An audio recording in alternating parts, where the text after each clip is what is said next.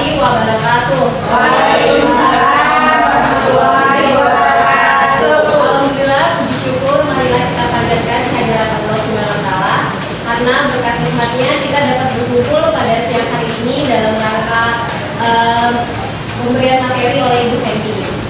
Baik, untuk mulai kegiatan kita kali ini kita akan mulai dengan membaca basmalah bersama-sama. Bismillahirrahmanirrahim. Sebelum materi dipaparkan oleh Bu Fenty, kita akan menyanyikan lagu wajib nasional. Mohon para ibu guru dan bapak guru dipersilakan untuk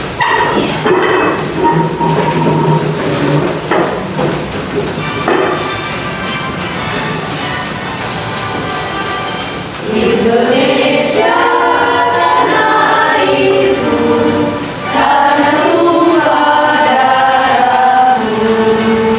Di sanalah aku berdiri, jadi pandu ibuku. Indonesia kebangsaanku, bangsa dan tanah airku. Marilah kita berseru, Indonesia bersatu. Hiduplah tanahku, hiduplah negeriku, bangsaku, rakyatku semuanya. Bangunlah jiwanya, bangunlah badannya, untuk Indonesia Raya. Indonesia Raya, merdeka, merdeka, tanahku, negeriku yang ku cinta. Indonesia Raya, merdeka, merdeka, hiduplah Indonesia Raya. Indonesia Raya, merdeka, merdeka, tanahku, negeriku yang ku cinta. Indonesia Raya, merdeka, merdeka, hiduplah Indonesia Raya. hadirin dipersilakan untuk duduk kembali. Baik, untuk menunjang acara selanjutnya yaitu pemaparan yang akan disampaikan oleh Ibu Fenty terkait menyebarkan pemahaman dan pengalaman budaya positif. Kepada Ibu Fenty, waktu dan tempatnya dipersilakan. Terima kasih banyak Ibu Dinda. Assalamualaikum warahmatullahi wabarakatuh. Waalaikumsalam warahmatullahi wabarakatuh. Apa kabar Bapak Ibu hebat semuanya? Alhamdulillah, luar biasa. Allahu Akbar. Wah, keren banget semangatnya. Biar lebih semangat kalau saya bilang semangat pagi, tolong jawab pagi, pagi, pagi. Siap ya? Siap. Semangat pagi. Pagi, pagi, pagi.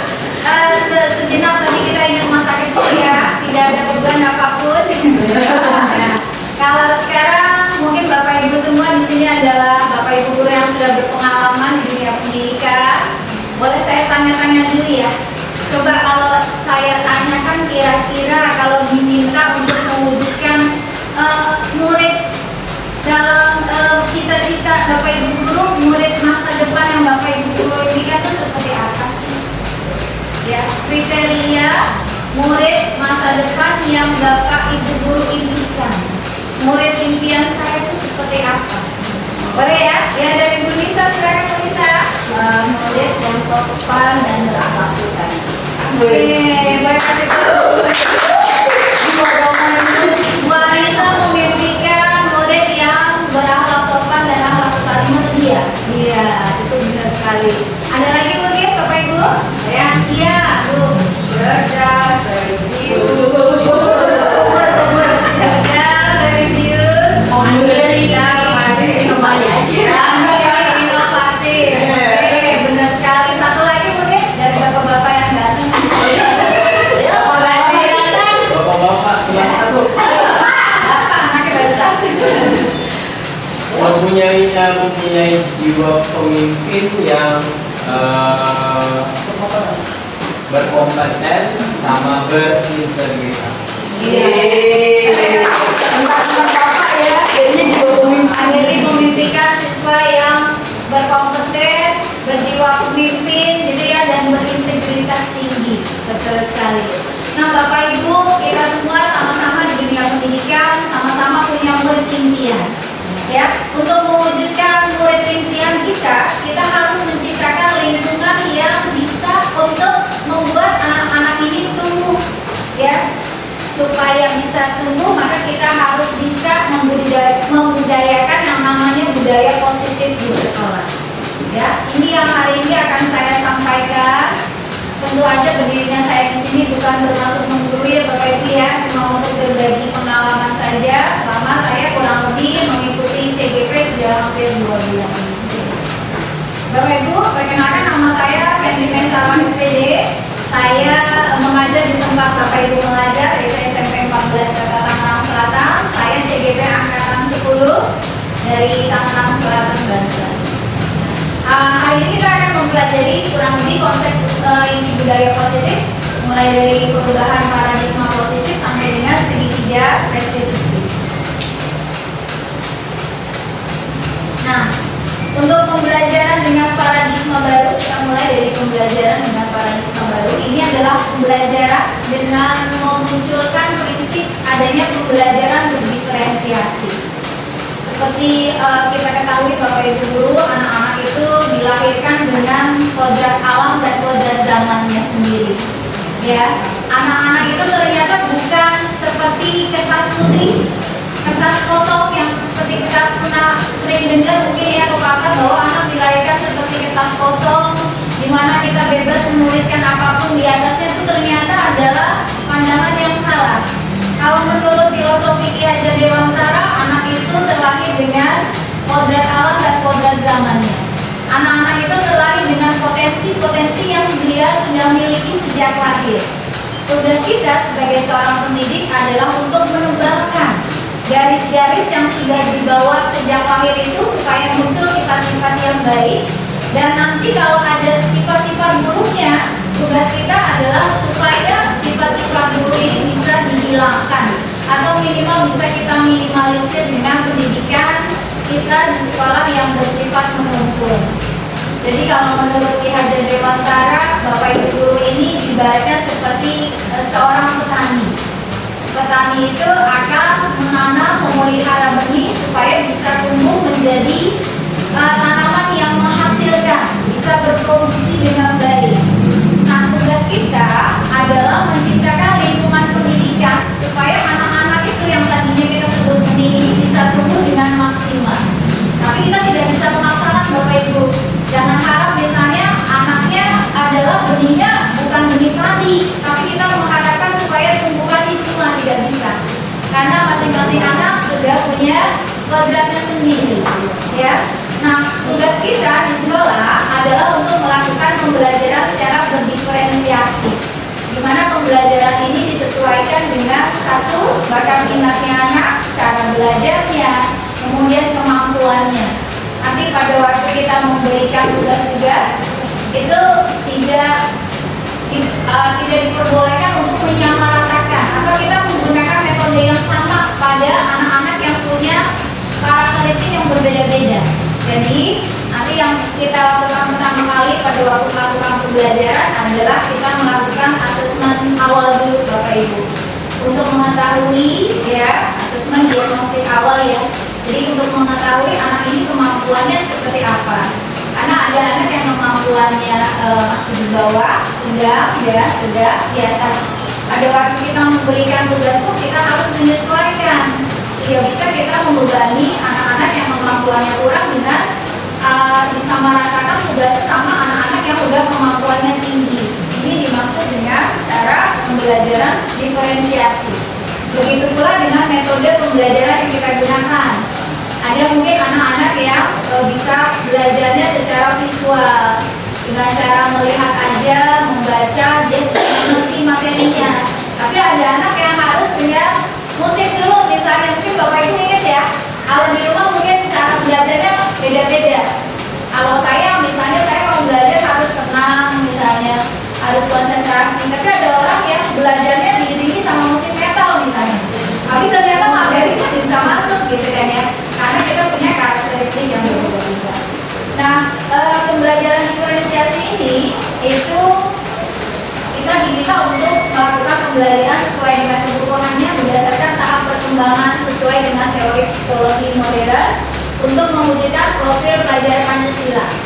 Antara lain adalah beriman dan bertakwa kepada Tuhan Yang Maha Esa dan berakhlak mulia, ini berkebinekaan global, kemudian bergotong royong, kemudian ada kreatif, bernalar kritis dan mandiri. Bapak Ibu boleh tanya ya, kira-kira nih berdasarkan pengalaman Bapak Ibu di sekolah, ada nggak kegiatan-kegiatan program sekolah kita yang sudah menunjang untuk terbentuknya profil pelajar Pancasila? Kita mulai dari yang pertama ya, kita mulai dari beriman, bertakwa kepada Tuhan Yang Maha Esa dan berakhlak mulia. Bisa dibantu Bapak Ibu? Ya, Peti silakan. Sekolah itu sudah ada kegiatan pekerjaan dari setiap swasta maupun Kamis. Kemudian yang tadi Jumatnya 3 minggu sebelum kita hadir, kalau tidak salah sudah ada program juga ada Yasin dan Iya, terima kasih Bu Peti. Jadi kalau menurut Bu Peti di sekolah itu udah ada ya. Misalnya kita melakukan kegiatan murojaah setiap pagi di hari Selasa sampai di hari Kamis ya. Kemudian di hari Jumat kita juga ada kegiatan sholat duha dan yasina. Iya. Itu antara lain adalah kebiasaan yang kita lakukan demi mewujudkan adanya budaya positif di sekolah, khususnya karakter di beriman dan bertakwa kepada Tuhan Yang Maha Esa dan berakhlak mulia. Untuk kebinekaan global Bapak Ibu, adakah program-program sekolah kita yang sudah mendukung karakteristik ini? Iya Ibu. untuk kebinekaan di sekolah kita ini ada P5.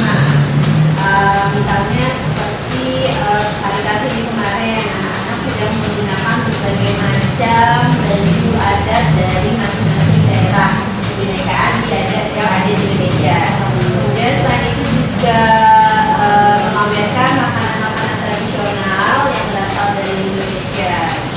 Iya, terima kasih Bu Anissa. Jadi alhamdulillah sekolah kita ternyata sudah melakukan program-program demi terwujudnya profil pelajar Pancasila ini. Baik, mudah-mudahan program yang sudah ada bisa diteruskan dan bisa ditingkatkan ya Bapak Ibu semua ya. Baik, kita lanjutkan lagi ya. Ini adalah beberapa miskonsepsi tentang teori kontrol ya. Yang pertama adalah ilusi guru mengontrol murid. Jadi kita selalu menganggap ini pandangan yang lama gitu ya. Mudah-mudahan kita tidak melakukan hal ini, bahwa guru bisa mengontrol murid. Apapun yang kita inginkan murid harus melakukan. Ternyata itu adalah miskonsepsi.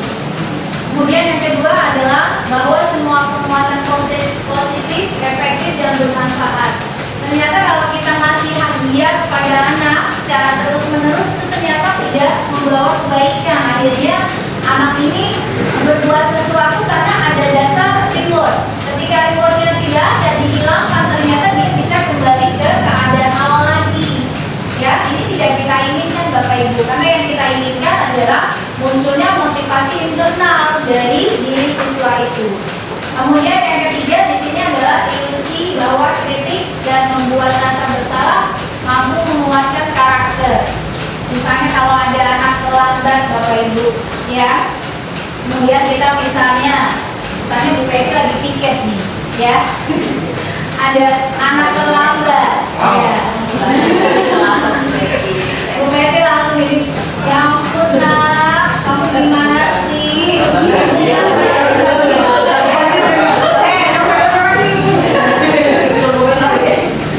Ya, misalnya ibu kan jadi malu nak sebagai wali kelas kamu gitu ya. Ini membuat rasa bersalah gitu ya pada diri anak. Tapi ternyata ini tidak membawa dampak positif Bapak Ibu ke anak. Ya, nanti kita akan belajar ya gimana sih caranya menguatkan anak supaya hal-hal yang seperti kesalahan tadi itu tidak diulangi oleh anak. Lanjut lagi yang terakhir di sini bahwa orang dewasa berhak memaksa. Kita tidak boleh memaksakan Bapak Ibu karena menurut filosofi Ki Hajar Dewantara pembelajaran itu harus bisa memerdekakan. Memerdekakan di sini bukan arti merdeka semerdeka-merdekanya ya, tetap dalam hubungan kita sebagai seorang pendidik. Nah, ini beberapa perubahan paradigma stimulus respon ke pendekatan teori kontrol, bahwa kalau menurut stimulus respon bahwa realitas kebutuhan kita sama, padahal sebenarnya adalah setiap orang punya kebutuhan yang berbeda-beda. Kemudian yang kedua, semua orang melihat hal yang sama, tapi ternyata setiap orang itu punya gambaran yang berbeda. Yang berikutnya, kita mencoba mengubah orang agar berpandangan sama dengan kita. Padahal kalau menurut teori kontrol, kita berusaha memahami pandangan orang lain dari berbagai sisi atau berbagai pandangan yang berbeda. Kemudian dikatakan di situ kita mencoba mengubah orang agar berpandangan sama dengan kita. Bisa nggak kira-kira Bapak Ibu? Bisa. Nggak bisa, gitu kan ya? Kenapa? Karena tiap orang itu punya pandangan tentang dunianya masing-masing. Ya. Kemudian di sini ada perilaku buruk dilihat sebagai suatu kesalahan. Nah, kalau menurut teori kontrol, semua perilaku itu punya tujuan. Tadi saya ambil contoh misalnya ada anak di kelas yang hobinya ambilin makanan temennya misalnya, atau setiap ada orang yang makan jajan dia selalu kayak bahasanya apa sih kalau orang Betawi celamitan, bagi dong gitu kan ya. Lama-lama mungkin temannya terganggu, akhirnya ada yang ambil sama wali kelasnya. Nah, wali kelasnya mengadakan bicara dari hati ke hati dengan anak itu. Apa sih nak? Kamu suka ya sama jajanan temennya gitu kan? Iya Bu. Nanti lama-lama ternyata setelah ditelisik lebih jauh, ternyata anak ini punya sikap seperti itu karena misalnya dia nggak dikasih uang jajan di rumah, atau misalnya memang nggak boleh makanan tertentu. Kadang ada gitu ya, kita melarang anak nggak boleh makan ini itu gitu ya. Tapi ketika dia di sekolah tidak ada pengawasan orang tua, akhirnya jadi pengen makan apa aja. Itu bisa aja jadi alasan bagi anak-anak untuk memiliki perilaku negatif seperti itu Bapak Ibu. Dan yang berikutnya, orang lain bisa mengontrol saya kalau menurut stimulus respon. Ya, coba saya mau kasih ini ya, saya mau coba Bu Rahma, boleh Bu Rahma? Bu Rahma, kalau pikirkan satu hal yang paling berharga buat Bu Rahma. Ya, Saya sedang berubah. Pak Dery kami sudah mau menjawab itu. sekarang Harus yang tadi Bu Rahma pikir berharga, kalau digenggam di tangannya Bu Rahma. Hati saya langsung gerak. Sekarang saya mau meraih Bu Rahma nih. Dengan sekuat tenaga saya, kira-kira Bu Rahma mau nggak ya melepaskan genggaman tangannya sehingga apa yang dia anggap penting ini bisa lepas. Saya coba ya, saya coba dengan cara merayu. Bu Rahma yang cantik. Dengan cara merayukan. Yang lain Ini pokoknya di video bapaknya ada apa sih? Saya boleh lihat nggak? ada kamu Boleh, ngintip sedikit nggak boleh? Boleh. Nanti di kakek bakso mau nggak? Mau sih. Bener nih, boleh nggak dibuka? Jangan dulu. Bener nggak boleh dibuka? Menggunakan bakso. Iya, iya, saya. Baksonya cuma nambah 100 lagi.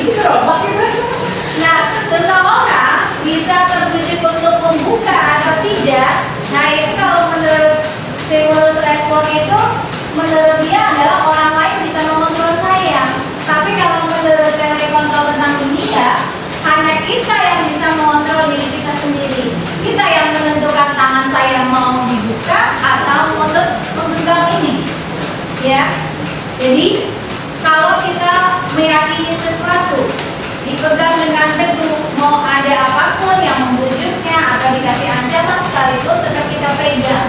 Itu adalah menurut teori kontrol di sini, ya. Kemudian kalau menurut stimulus respon, pemaksaan ada pada saat bujukan gagal. Jadi kalau saya ngebujuk gagal, saya maksa sama Bu Rama. Bu Rama bukan nggak? Kalau enggak nanti nggak dapat gaji gitu.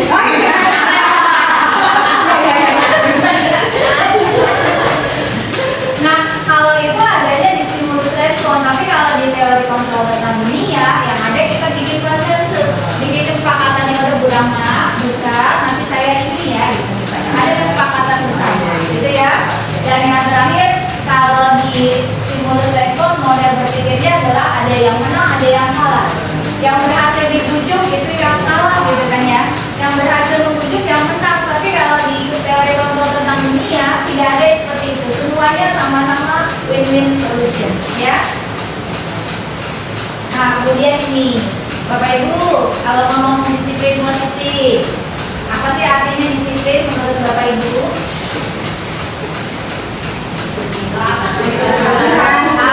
Peraturan, apalagi Bu? Mengikuti peraturan. Kenapa kita harus melakukan disiplin, Bu? Gimana, Bu? Agar tercipta ketentraman, keteraturan, gitu kan ya. Nah, selama ini kita berpikir bahwa kalau disiplin berarti taat aturan, mengikuti apa sesuai dengan peraturan yang ada, prosedur. Tapi ternyata kalau menurut artinya disiplin itu dari kata disiplina di sini yang artinya belajar. Ya, Bapak Ibu ya. Jadi disiplin ini mengacu pada disiplin diri yang memiliki tanggung jawab terhadap apa yang dilakukannya berdasarkan nilai-nilai yang diyakini. Jadi ternyata disiplin ini merupakan salah satu penerapan disiplin yang bertujuan untuk menumbuhkan disiplin positif ya, untuk menumbuhkan kesadaran serta memberdayakan peserta didik tanpa imbalan, tanpa penghargaan, tanpa ancaman ataupun tanpa hukuman. Artinya kita menghendaki disiplin positif ini lahir dari dirinya sendiri, bukan karena takut dapat poin, bukan karena takut dihukum, atau bukan karena kita kasih imbalan tertentu. Nah, sebagai pendidik, tujuan kita adalah untuk menciptakan peserta didik yang memiliki disiplin diri sehingga mereka berperilaku mengacu kepada nilai-nilai kebajikan universal dan memiliki motivasi intrinsik dalam perubahan perilaku yang ke arah yang lebih baik. Nah, ini adalah beberapa contoh nilai-nilai kebajikan, ada profil pelajar Pancasila, kemudian juga sampai dengan 9 pilar karakter Indonesia. Nah, segala sesuatu yang kita lakukan ternyata itu didasari oleh kebutuhan dasar manusia, yaitu segala sesuatu yang dibutuhkan oleh manusia untuk bisa mempertahankan keseimbangan kondisi fisiologi dan psikologisnya. Dan tujuannya adalah untuk mempertahankan kehidupan dan kesehatan. Ini ada 5 kebutuhan dasar manusia menurut Dr. William Glasser. Yang pertama adalah kebutuhan akan penguasaan. Contohnya kalau lagi belajar IPA, ya, ada anak-anak yang mahir menggunakan alat-alat laboratorium. Ketika dia sudah mahir ini, dia akan merasa bangga. Oh, saya sudah pintar nih menggunakan alat-alat laboratorium. Ini yang dipenuhi adalah kebutuhan dasar akan penguasaan. Kemudian yang kedua adalah kebutuhan dasar bertahan hidup. Ini seperti kebutuhan sandang, pangan, ini sangat penting. Kemudian ada kebutuhan kasih sayang dan rasa diterima. Bapak Ibu, anak-anak di sekolah itu kalau bisa kita anggap sebagai anak kita sendiri, ya. Jadi kalau kita memperlakukan anak ini dengan kasih sayang, kalau kita kadang marah sama anak tapi dengan cara marahnya itu bukan marah tidak tanpa arah ya, tapi kita mengarahkan marahnya itu adalah supaya dia ada perubahan ke arah yang lebih baik. Kemudian yang berikutnya adalah kebutuhan dasar akan kesenangan, dan yang terakhir adalah kebutuhan dasar akan kebebasan. Ini motivasi perilaku manusia ada 3. Yang pertama adalah untuk menghindari ketidaknyamanan atau hukuman. Dan anak supaya tidak dia datang tepat waktu Alasannya untuk menghindari ketidaknyamanan atau hukuman. Yang kedua adalah untuk mendapatkan imbalan atau penghargaan dari orang lain. Dan yang terakhir adalah untuk menjadi orang yang mereka inginkan dan menghargai diri sendiri dengan nilai-nilai yang mereka percaya. Ini yang kita mau bentuk di sekolah Bapak Ibu, yaitu untuk menjadikan anak murid kita punya nilai-nilai pribadi yang dia yakini. Misalnya, oh saya ini adalah orang yang disiplin.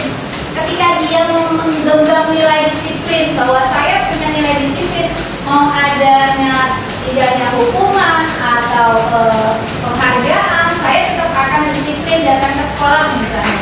Atau Bapak Ibu guru misalnya yang rajin datang ke sekolah misalnya bukan hanya karena ingin mendapat ujian dari atasan dan segala macam. Itu karena sudah dalam dirinya punya nilai-nilai yang mereka yakini.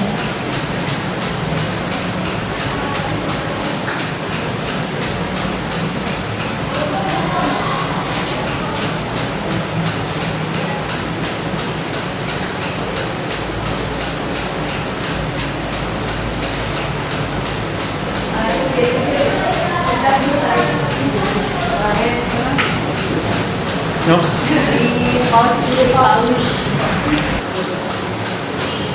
Nah, Bapak Ibu, ini adalah hal-hal yang seringkali kita lakukan di sekolah. Dan kadang ternyata setelah mempelajarinya, ikut guru penggerak, saya menyadari bahwa ternyata selama ini ada tindakan saya sebagai guru yang kurang sejalan dengan filosofi Ki Hajar Dewantara. Yang pertama adalah ada yang namanya hukuman, ya. Kalau misalnya anak melakukan kesalahan, kita memberikan hukuman, hal ini ternyata tidak mendidik Bapak Ibu, ya. Contohnya di sini ketika ada anak yang sering tidak mengerjakan PR, maka gurunya memberikan hukumannya berupa hormat bendera selama 10 menit. Kira-kira nih kalau Bapak Ibu guru, menurut Bapak Ibu guru ini merupakan hal yang mendidik atau tidak Bapak Ibu? Tidak. Kenapa Bu tidak mendidik? Tidak mendidik. Tapi kesalahannya Kesalahannya itu karena tidak mengerjakan PR. kan nggak relevan. Iya. Karena nggak sesuai, maksudnya kalau memang kesalahannya nggak terjadi PR, ya hukumannya yang berkaitan dengan berarti itu. Tapi kalau Iya benar Bu. Jadi kita kalaupun kita terpaksa melakukan hukuman itu pun harusnya yang relevan ya. Ketika kita kasih hukuman ini ada supaya dia tidak mengulangi kesalahan. Kalau tidak mengerjakan PR mungkin bisa dikasih tugasnya yang lain gitu ya. Iya. Kalau misalnya temennya mengerjakannya 5, dia Yes, ternyata Bu. harus 10 karena tidak mengerjakan PR Bapak Ibu. Nah, ternyata hukuman ini Bapak Ibu ini dikatakan kurang sesuai. Kenapa biasanya hukuman itu kita lakukan biasanya spontan, secara tiba-tiba tanpa dipikir apa sih kegunaannya kita menghukum. Dan kadang ini akan membuat rasa ada mempermalukan anak, ada ya. Ini kalau dihindari Bapak Ibu. Dan yang kedua ada yang namanya konsekuensi. Ketika kita memberikan konsekuensi kalau ada anak tidak melakukan mengerjakan PR, misalnya, oh dikasih nanti pada waktu jam istirahat PR-nya dikerjakan sampai 3 kali lipat misalnya. Ini namanya adalah konsekuensi, ya. Nah, di sini dikatakan gurunya tegas dan siswa menghormati peraturan. Nah, yang terakhir ini yang kita harapkan dapat dijalankan di sekolah Bapak Ibu, yaitu melakukan restitusi. Misalnya guru menanyakan keyakinan kelas atau dirinya, membantu siswa menyelesaikan masalahnya, kemudian guru terbuka dan siswa menghormati dirinya dan orang lain. Saya ambil contoh Bapak Ibu. Misalnya kalau ada anak terlambat, ya, kalau pada cara restitusi kita nggak langsung ngomel-ngomel Bapak Ibu. Biar dia kan kadang karena ngejar waktu dia ngos-ngosan ya sampai sekolah ya. Kita biarkan dia bernapas dulu. Kita tanya, kenapa terlambat nak? Gitu ya. Dia akan cerita dulu. Saya terlambat bangun Bu. Tadi malam tidur jam berapa? Misalnya gitu. Tadi malam saya main game Bu sampai jam 1 malam misalnya. Nah pada waktu kita mendengar alasan ini kita tanyakan. Makanya Bapak Ibu sebelum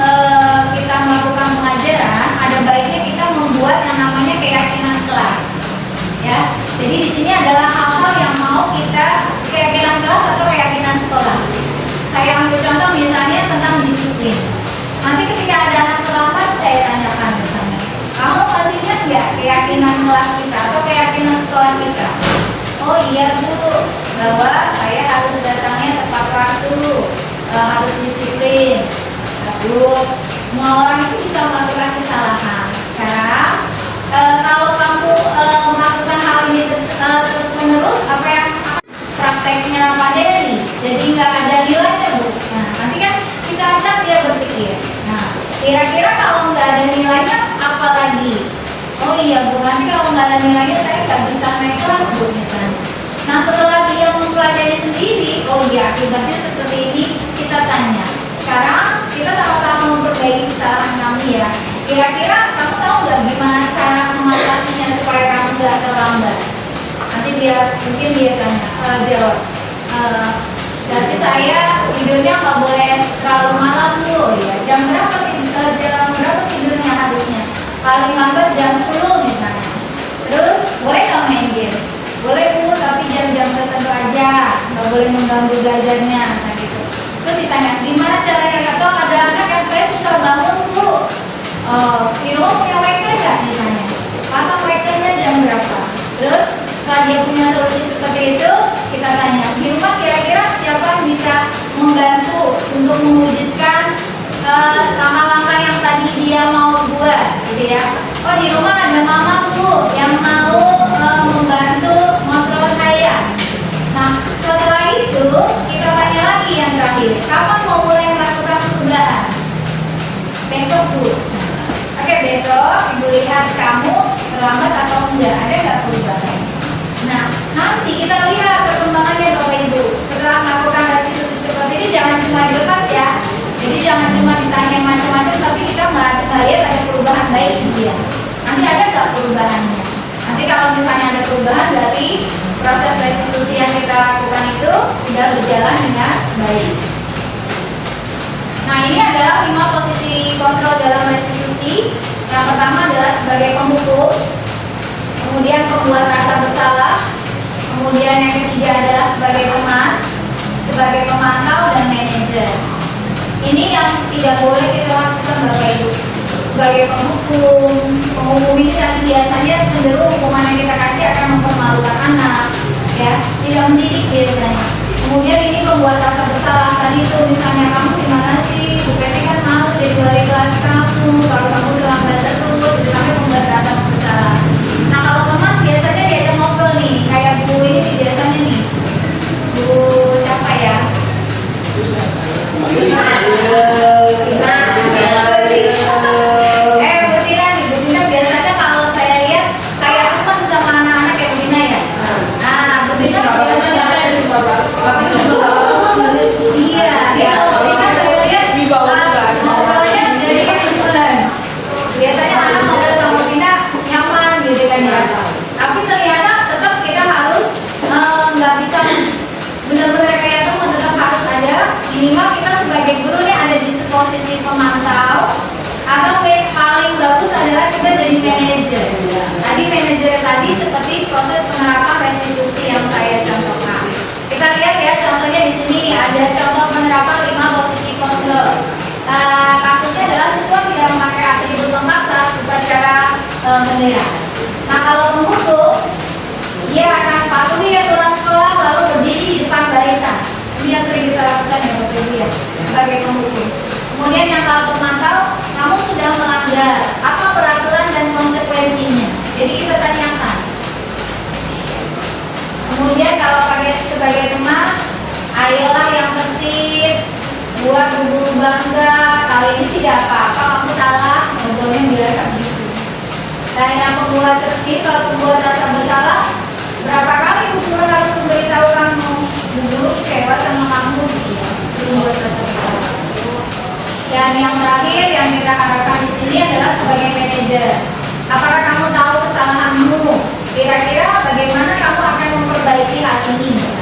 Nah ini adalah 5 posisi kontrol. Mungkin Bapak Ibu bisa berpikir sendiri kira-kira selama ini saya seringnya di posisi yang mana ya? Manajer. Manajer itu. Pak Dery nanti ke sini ya. Jangan. Keren.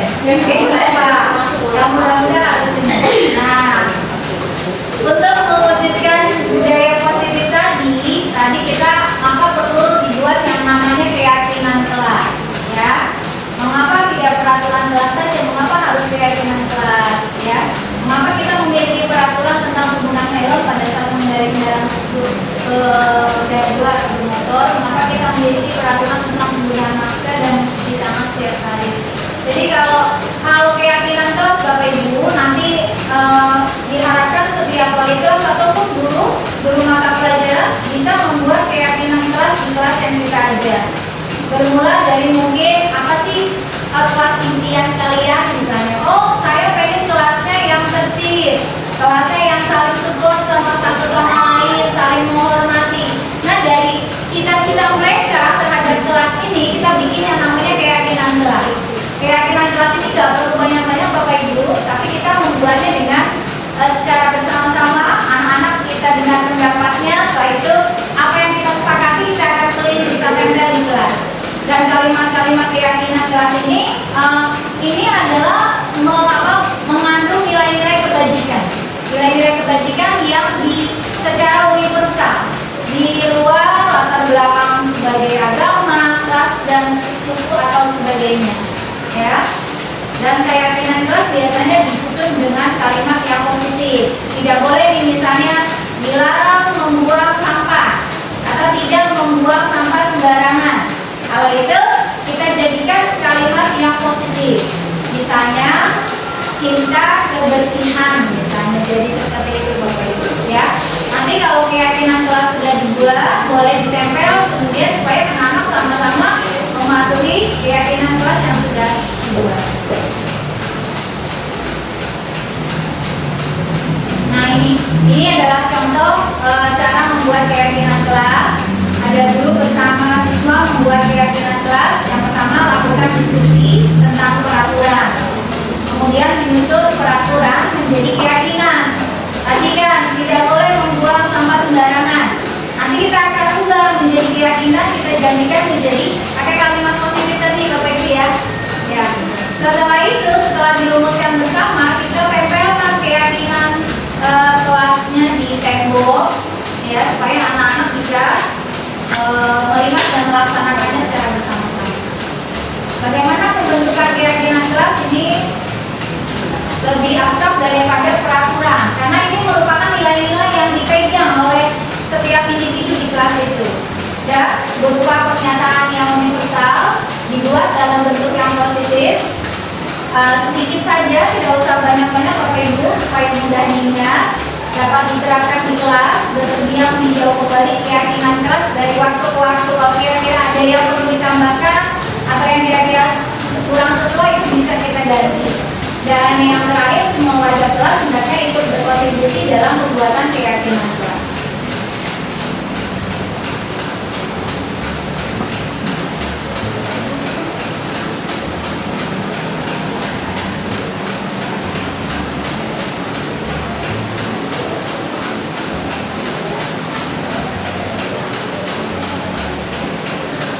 Ini adalah segitiga restitusi yang tadi saya katakan.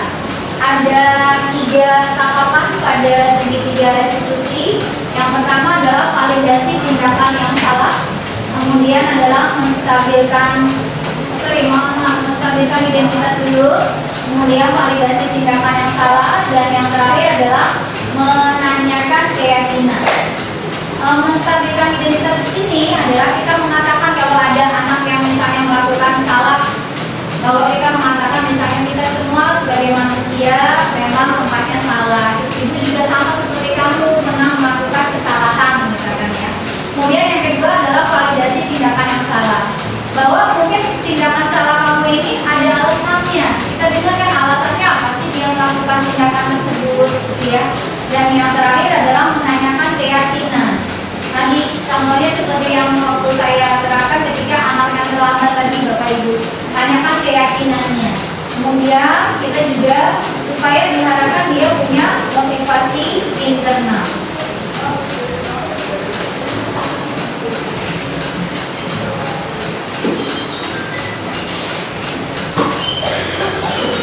Alhamdulillah untuk materi kita sudah selesai Bapak Ibu.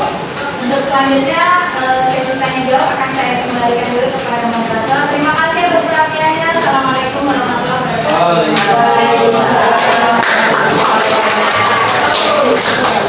Oke, tadi sudah dijelaskan secara detail, jelas dan betul oleh Ibu Menti.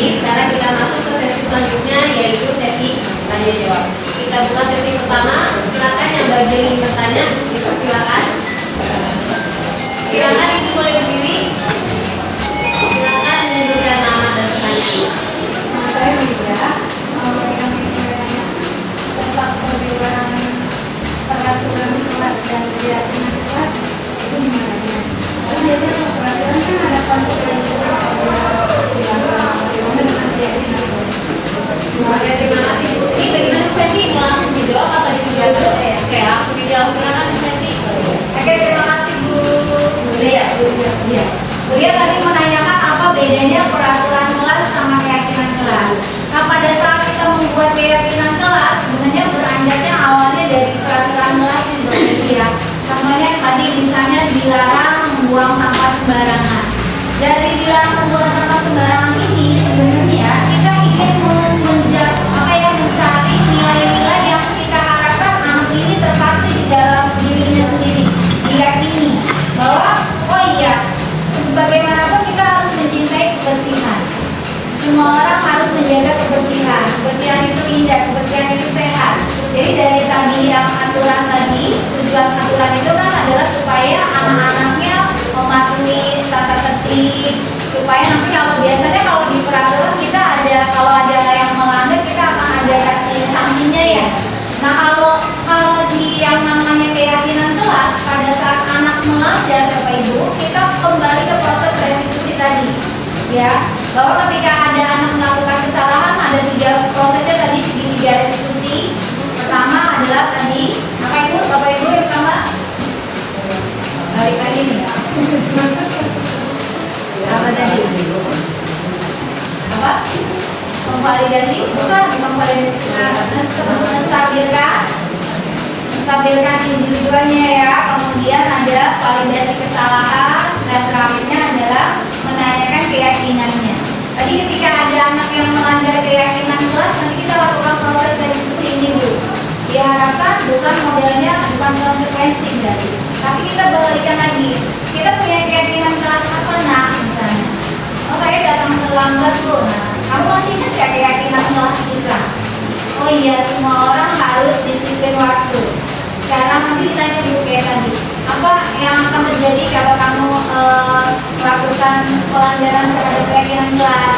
Dampaknya apa buat kamu, bukan dari segi hukumannya itu ya, supaya dia bisa berpikir. Jadi ini modelnya kayak coaching nanti, supaya ketika anak melakukan kesalahan kita ajak ngobrol, kita tanya permasalahannya apa, kemudian kita cari tahu alasannya apa dan cari tahu bagaimana menyelesaikan masalah itu. Itu kalau pada kesepakatan kelas, nanti ketika ada pelanggaran biasanya kita larikan ke proses restitusi tadi. Makasih Bu. Baik, seperti itu jawaban dari Bu Fenty. Bagaimana Bu ya? Sudah cukup pas? Oke, boleh beri tepuk tangan. Kita buka satu sesi pertanyaan lagi. Silakan bagi yang ingin bertanya. Oke, silakan boleh menyebutkan namanya Bu sambil berdiri. Assalamualaikum. Waalaikumsalam. Saya Bu Rahma. Saya ingin bertanya. Tadi kan pemaparan Bu Fenty itu kalau kita mau anak kan kita tidak boleh jadi buku atau kita hanya jadi pemantau dan belajar. Nah, sekarang yang ingin saya tanyakan bagaimana ya ini yang Bu Fenty itu cara mengatasi anak yang misalkan nih sudah kita marahi, sudah kita pantau, sudah kita segala macam, itu kayaknya dialog itu susah banget. Nah itu gimana cara kita mengatasi menguras emosi? Nah itu bagaimana Bu Fenty cara mengatasinya? Oke, sepertinya ini pengalaman pribadi ya. Terima kasih atas pertanyaannya Bu Rahma. Bu Rahma kayaknya lagi curhat ya, Ini sebenarnya saya mengalami masalah yang sama di Bu Rahma. Kebetulan tahun ini saya dapat kelasnya yang agak-agak super, gitu ya. Saya, ya kebetulan ada satu pentolan anaknya di situ Bu Rahma. Iya. Waktu awal-awal saya kan udah dengar ya,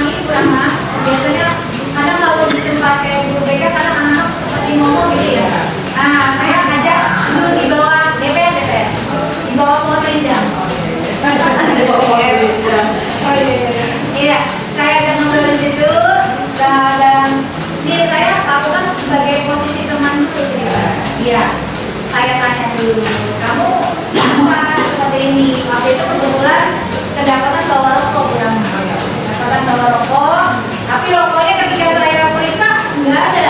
Iya, ternyata dititipin ke teman. Saya tanya, kamu hari ini ya bawa rokok? Bilang gitu. Enggak bu, yang bener, saya masih begitu aja.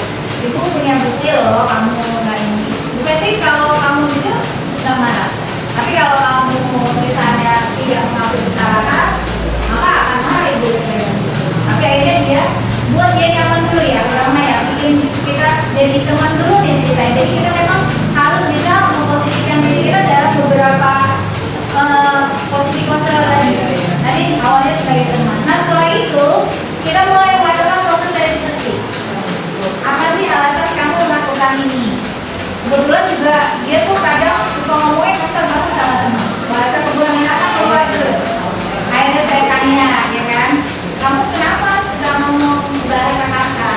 Nah kalau menurut ternyata setelah ditanya, dia itu sudah terbiasa dipakai bahasa kebulangan sama orang tua itu sudah biasa. Bahkan tindakan kekerasan mungkin sudah biasa sama dia. Jadi ketika dia memperlakukan temannya seperti itu, karena di rumah dia diperlakukan seperti itu. Nah sekarang udah saya tanya, gimana perasaan kamu ketika diperlakukan seperti itu? Ibu nangis tuh bilang, saya nggak merasa dicintai itu, saya merasa begini-gini gitu. Terus akhirnya gini saya tanya, karena kamu kan nanti bakal jadi orang tua ya. Nah, kira-kira karena kamu posisinya anak. Kalau kamu jadi orang tua, kira-kira anakmu merasa seperti sekarang, kamu sendiri atau enggak? Ibu saya dong. Akhirnya saya tanya, kamu mau nggak ibu ajak memutuskan mata rantainya supaya kamu tidak menciptakan anak yang nasibnya sama seperti kamu? Iya bu, saya mau. Gimana caranya? Dia mengeksplor langkah-langkah apa yang harus dia lakukan. Oh ya, saya harus begini, gini. Oh iya, begitu bagus solusinya. Kita kasih penguatan dulu, ya. Nah itu kapan kita mau mulai langkah selanjutnya? Apa yang kamu tadi sebutkan untuk mengatasi masalah kamu, gitu ya. Kita mulai ini. Nah kita posisikan lagi setelah itu kita jadi pemantau, bu. Oh iya, kamu mau lakukan ini, bisa dipantau ya. Seminggu ini bisa nggak kamu nggak terlambat? Dipantau, bu. Ya. Sampai nanti terakhirnya kita jadikan posisi yang paling tinggi kita adalah sebagai manajer, ya. Dari langkah-langkah ini kita berharap anak-anak itu bisa punya solusi terhadap masalah yang dia hadapi dan supaya tidak mengulangi lagi kesalahan yang dia lakukan sebelumnya. Kurang lebih seperti itu berapa? Mudah-mudahan bisa jadi ini ya. Ya bisa. Kalau alasan itu berarti Semuanya harus bersinergi. Ya. Untuk mewujudkan budaya positif di sekolah, semuanya harus bersinergi. Kita harus dapat dukungan dari kepala sekolah, bapak ibu guru, BK, semuanya harus bekerja sama. Mudah-mudahan apa yang saya sampaikan hari ini bisa bermanfaat ya bapak ibu semuanya. Oke, luar biasa sekali untuk pertanyaan dan jawaban kita kali ini. Satu lagi ada yang ingin bertanya? Oke, materi sudah disampaikan, tanya jawab juga sudah terlaksana. Telah sampailah kita pada di akhir acara kita hari ini. Sebelum kita tutup, marilah kita membaca hamdalah bersama-sama. Mudah-mudahan apa yang disampaikan oleh Bu Fenty dapat bermanfaat bagi diri kita sendiri dan bagi kita yang mendengarkan siang hari ini. Kurang lebih mohon maaf, saya telah menunggu acaranya. Wassalamualaikum warahmatullahi wabarakatuh.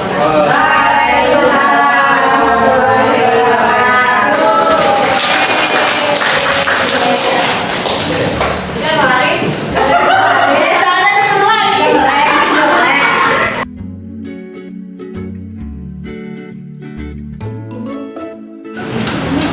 Assalamualaikum warahmatullahi wabarakatuh. Perkenalkan, nama saya Dery Badrul Salam, guru PJOK di SMP 14 Kota Tangerang Selatan. Untuk kegiatan hari ini saya cukup menyenangkan mengikuti kegiatan hari ini karena Yang pertama, kita mendapatkan ilmu yang baru. Kemudian yang kedua, kita bisa mengoreksi selama kita belajar, selama kita mendidik anak-anak, dan itu cukup ilmu yang baru bagi saya.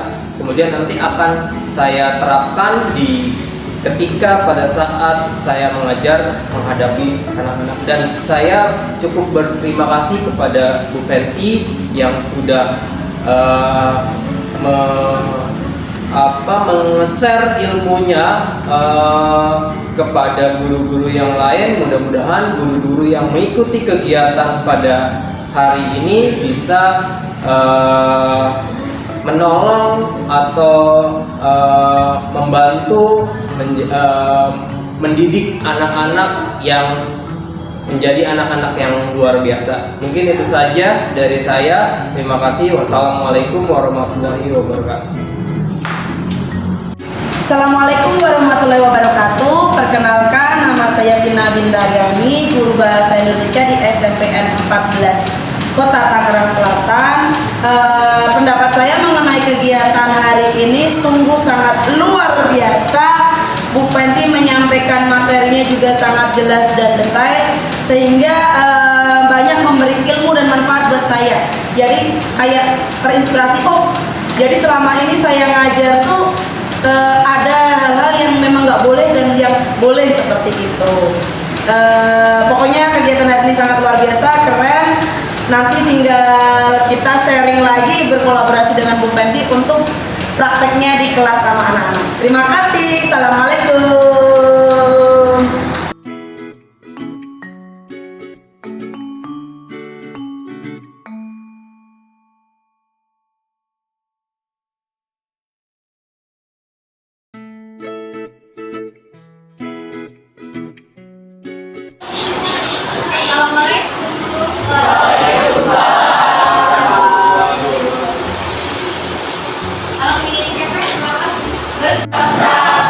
Berdoa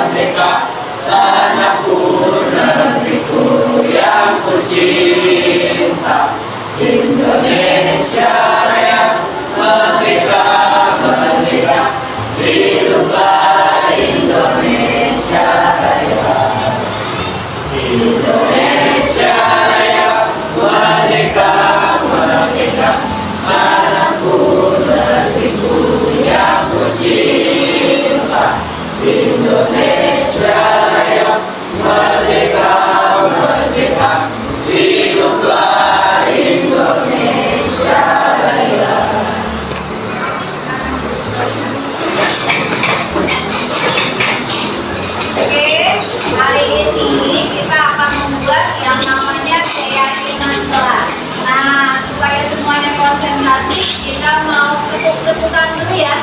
Ikut ibu nak ya. Kalau ibu bilang tepuk 1, ya. Tepuk 2, kedua, 1 di kanan, 1 di kiri. Oke ya. Kalau tepuk 3, 1 depan, 1 kanan, 1 kiri. Jadi tiap ganjil mulanya dari depan. Kalau tepuk 4 berarti 2 kanan, 2 kiri.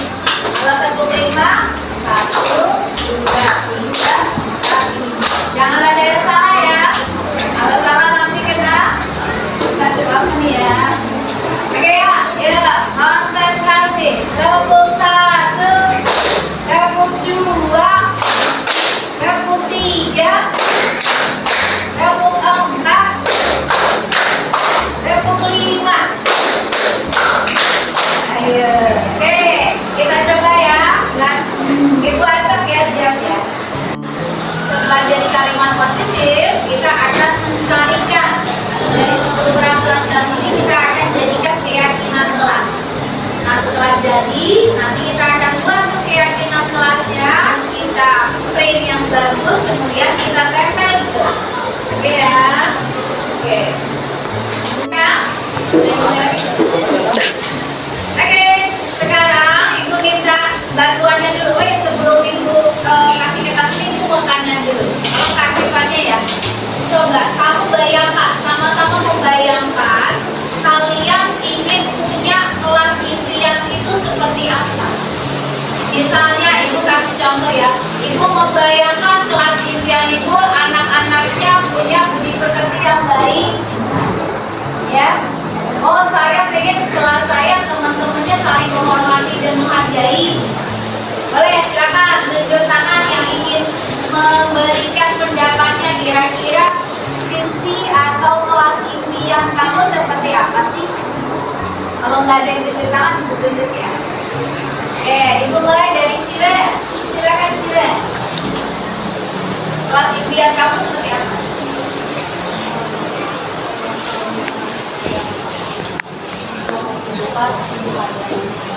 Kalau ada yang sedang berbicara katanya harus dihargai. Tuh. Makasih Siren. Boleh kasih plus buat Siren. Ada lagi nak? Ibu tanya lagi ya sama siapa ya? Gendis sampai Gendis. Ya Gendis. Ya Gendis. Kelas impian kamu seperti apa Gendis? Kalau aku itu ya saling menghargai dan menghormati di kelas, terus gak ngejek satu sama lain. Saling menghargai, menghormati, tidak saling ejek, itu kata Gendis. Oke. Nah, untuk membuat kelas seperti impian kita, maka kita harus punya yang namanya peraturan kelas. Coba ibu tanya dulu, kira-kira apa sih tujuannya dibuat peraturan kelas? Ken, boleh nak kasih pendapatnya kenapa harus dibuat peraturan kelas? Supaya kelasnya bagaimana Ken? Disiplin. Oh iya, peraturan kelas perlu dibuat katanya supaya kelasnya disiplin. Ada lagi yang mau kasih pendapat?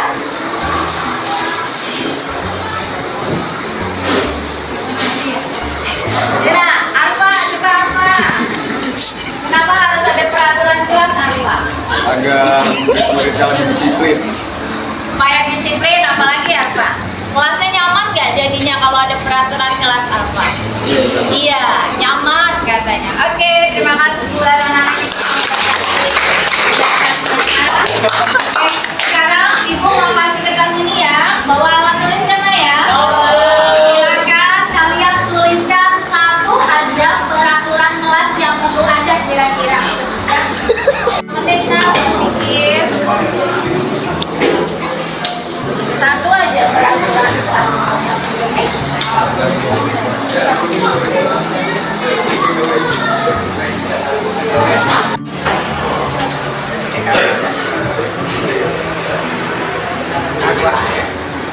Baik Nak, waktunya sudah habis. Sekarang kita coba diskusikan bareng-bareng ya. Apa yang sudah kalian tulis? Boleh dari sini Nak, boleh berdiri dibacakan apa yang sudah kamu tulis peraturan kelasnya.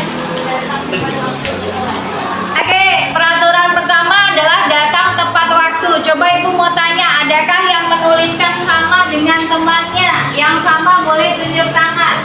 Datang datang tepat waktu. Oke, satu. Ada lagi? Nah, sekarang ibu tanya dulu. Boleh ibu pinjam kertasnya? Sekarang, apakah kita bisa mensepakati bersama? Peraturan kelas yang pertama adalah datang ke sekolah tepat waktu. Setuju atau tidak? Setuju. Maka ibu tempel ya. Ini nulisnya terbalik ya. Oke.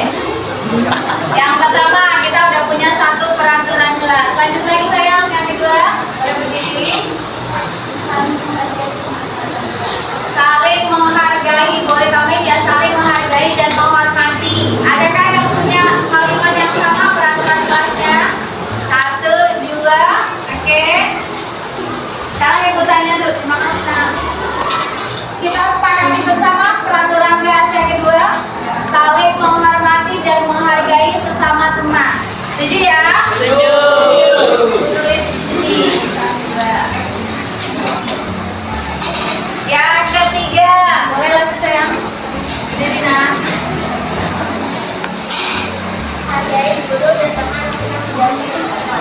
Menghargai guru dan teman yang sedang berbicara di depan kelas. Kalau ibu bisa ambil kalimatnya berarti saling menghargai siapapun yang sedang berbicara di depan kelas atau sedang memberikan pendapat. Ada yang sama dengan ini Nak kalimatnya? Oke, sama. Kita sepakati bersama ya. Menghargai siapapun yang sedang berbicara atau memberikan pendapat. Ini yang ketiga. Silakan lanjut lagi. Jangan berisik atau bicara saat guru menjelaskan. Ada yang sama nggak dengan ini? Iya sayang, sama. Kira-kira mau dijadikan satu sama yang tadi atau kita bikin poin yang baru? Sama ya? Atau mungkin kalau secara garis besarnya adalah menjaga ketertiban dan kenyamanan kelas, gitu ya? Boleh gitu ya? Boleh kan? Dilanjut Nah. Membuang sampah setelah makan atau dikatakan membuang sampah pada tempatnya ya. Oke, sepakat ini jadikan peraturan kelas ya. Nah, kita tulis di sini.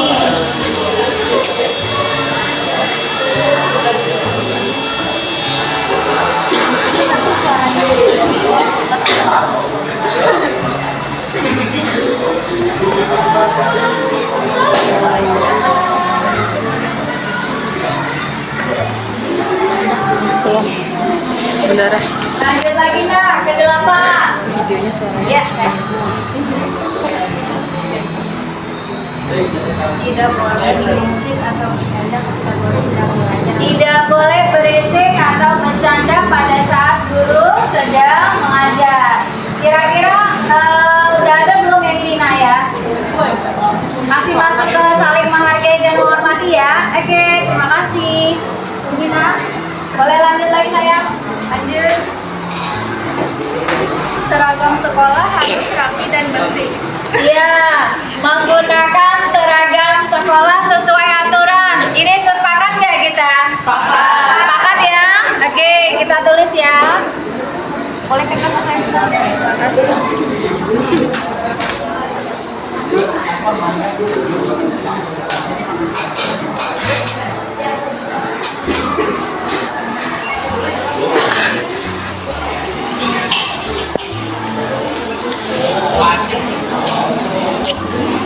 Kameranya besar.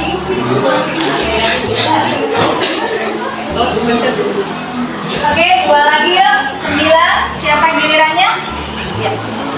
Kalau tidak masuk, jangan dibiasakan izin hanya ke teman dekatnya saja. Izin tidak masuk ke wali kelas atau ketua kelas atau juga ke sekretaris kelas. Iya, kalau ibu bisa ambil kesimpulan, jika tidak hadir harus izin ke wali kelas atau pengurus kelas. Sepakat ya?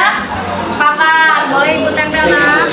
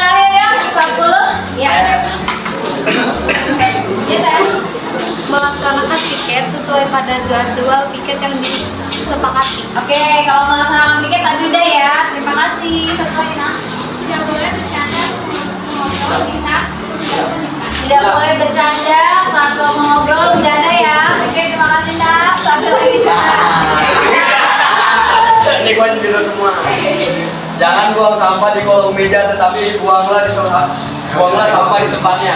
Berarti sama tuh membuang sampah pada tempatnya. Oke ya, silakan Bunda. Tidak boleh mengatakan nama orang tua.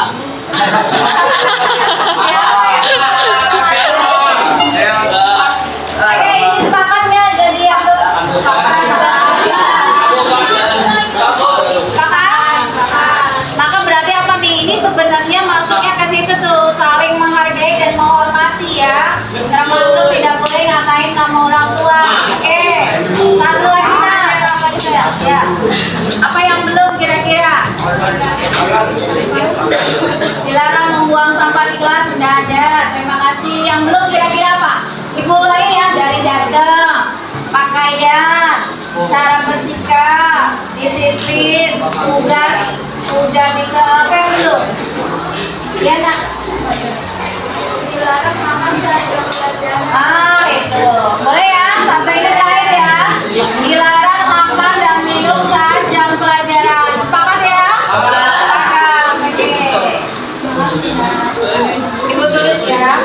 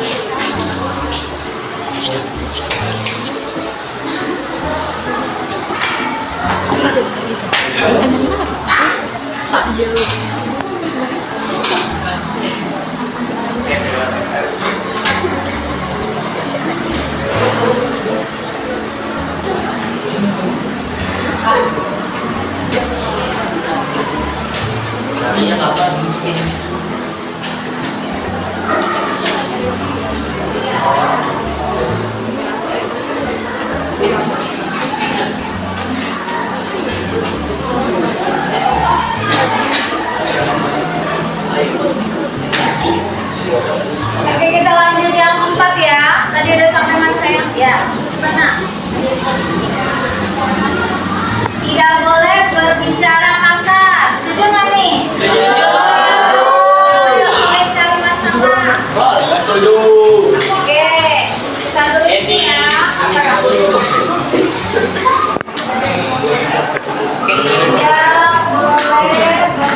kasar.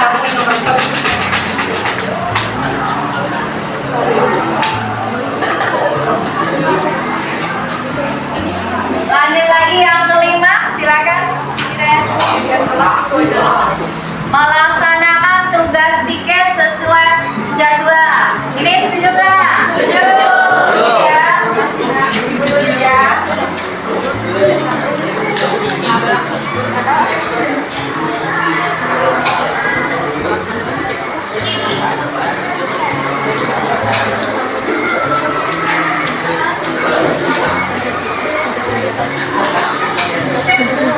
Berarti termasuknya apa nak? Disiplin dalam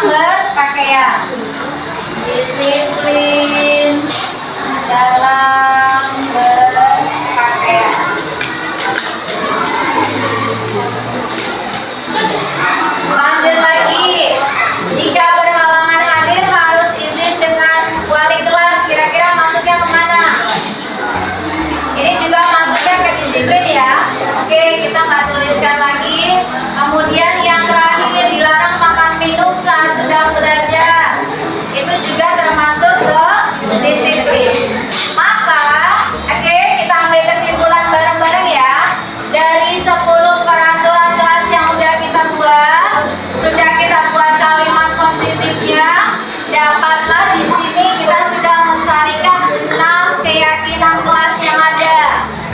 Yang pertama, ya, disiplin datang ke sekolah tepat waktu. Yang kedua, saling menghargai dan menghormati. Yang ketiga, sopan dan santun terhadap sesama manusia. Yang keempat, bertanggung jawab. 5, menjaga kebersihan. 6, disiplin dalam berpakaian. Oke ya? Oke, berarti ibu tanya dulu. Oke ya?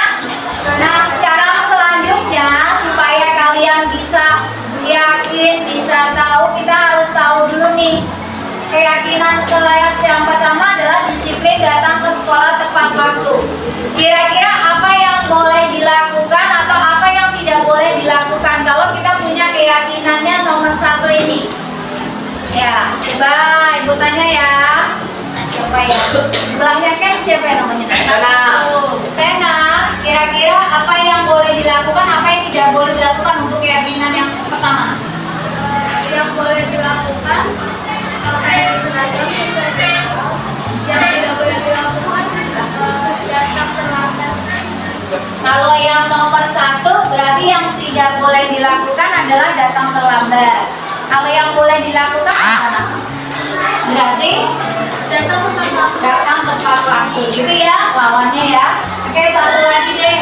Kalau saling menghargai dan menghormati. Ini siapa namanya? Tiga. Iya. Apa yang boleh dilakukan terhadap teman, apa yang tidak boleh? Kalau keyakinan kelasnya ini.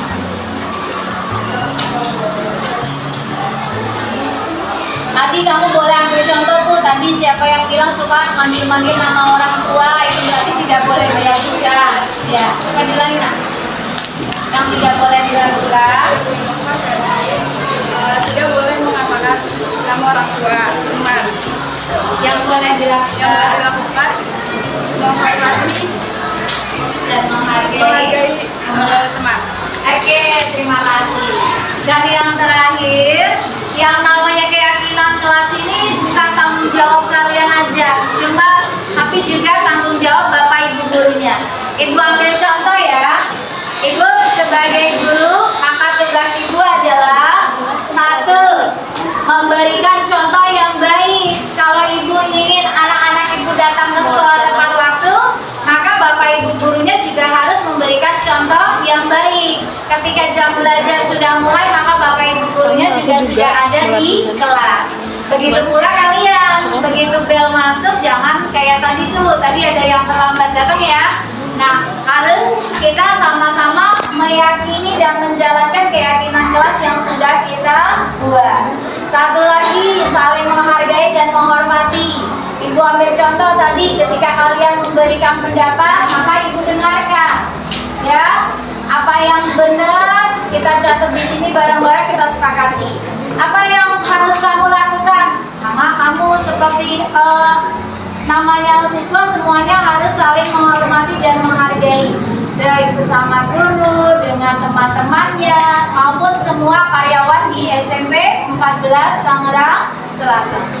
Oke, nah, ada yang mau ditanya sampai ini?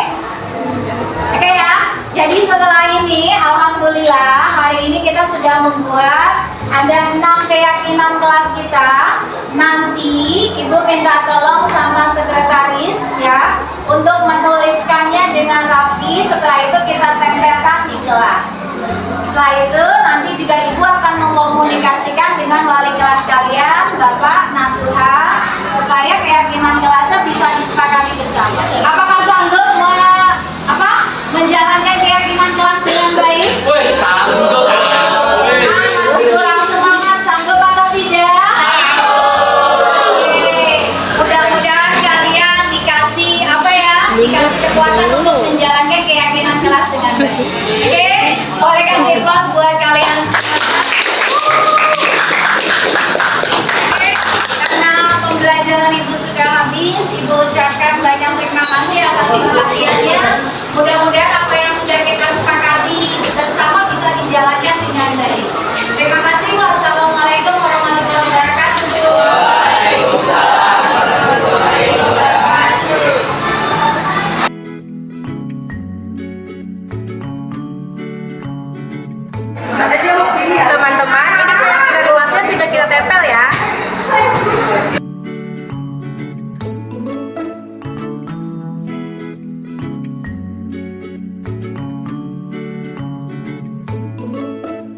Assalamualaikum warahmatullahi wabarakatuh. Perkenalkan nama saya Syakira Aska dari kelas 8. Hari ini saya sangat senang diajak berdiskusi tentang keyakinan kelas. Keyakinan kelas adalah nilai-nilai kebajikan yang universal. Saya berharap dengan adanya keyakinan kelas ini, kelas saya jauh lebih kondusif dalam belajar. Terima kasih. Assalamualaikum warahmatullahi wabarakatuh. Saya Safa Kinari Putri dari kelas 8A. Hari ini saya senang sekali karena diajak berdiskusi dengan Bu Fenty tentang keyakinan kelas. Harapan saya semoga dengan adanya keyakinan kelas ini, kelas saya semakin tertib dan disiplin. Sekian dari saya, terima kasih. Wassalamualaikum warahmatullahi wabarakatuh.